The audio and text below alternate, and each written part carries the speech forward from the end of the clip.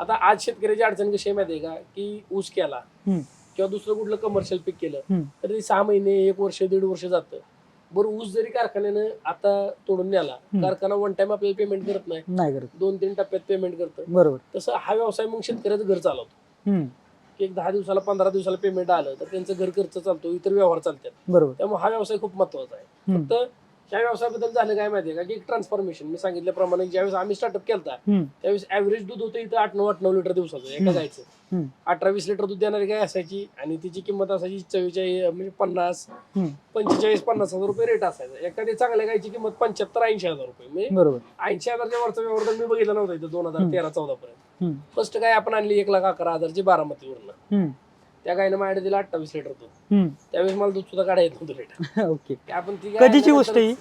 कधीची गोष्ट आहे? 2014ची. शेतकऱ्याची गाय घेतली बाजारामध्ये 1,11,000ला.